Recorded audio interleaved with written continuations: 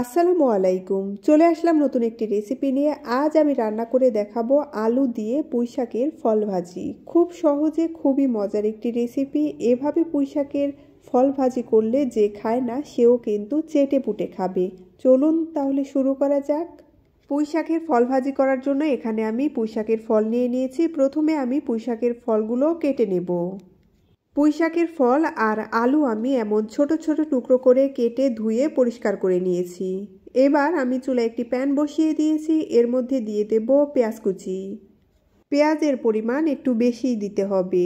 এবার এর মধ্যে দিয়ে দেব রসুন কুচি, কাঁচামরিচ, দিয়ে দেব তেল, দিয়ে দেব একটা তেজপাতা আর অল্প পরিমাণে গোটা জিরে। এবার অল্প আঁচে নেড়েচেড়ে পেঁয়াজ হালকা করে ভেজে নেব। পেঁয়াজ হালকা একটু নরম হয়ে আসলে এর মধ্যে দিয়ে দেব কেটে রাখা আলু আর পুঁইশাকের ফল। পুঁইশাকের এই ফলের রেসিপিটা খুব সহজে তৈরি করা যায় আর খেতেও কিন্তু দুর্দান্ত লাগে। দেখুন আমি পুঁইশাকের ফলগুলো দিয়ে দিয়েছি। এবার এর মধ্যে দিয়ে দেব স্বাদ অনুযায়ী লবণ, হলুদ গুঁড়ো, মরিচের গুঁড়ো, দিয়ে দেব অল্প পরিমাণে জিরে গুঁড়ো।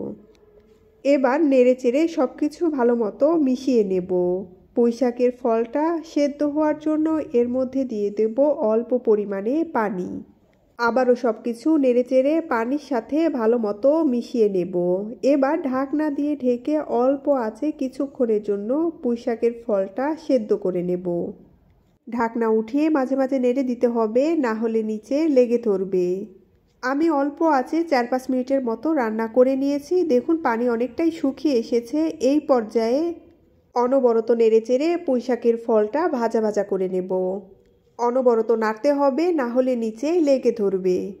ভাজিটা একটু সময় নিয়ে চুলায় রান্না করে নিতে হবে, কারণ ভাজিটা যত সময় নিয়ে চুলায় রান্না করা হবে ভাজিটা খেতে কিন্তু তত ভালো লাগবে।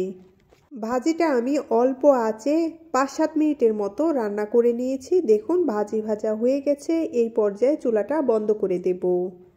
তৈরি হয়ে গেল খুব সহজে এবং খুবই মজাদার আলু পুঁইশাকের ফল ভাজির রেসিপি। আপনারা বাড়িতে অবশ্যই ট্রাই করে দেখবেন। এভাবে আলু পুঁইশাকের ফল ভাজি করলে এর স্বাদ মুখে লেগে থাকবে। এমন একটা রেসিপি হলে গরম ভাতের সাথে জাস্ট জমে যাবে। এতক্ষণ পাশে থাকার জন্য ধন্যবাদ সবাইকে।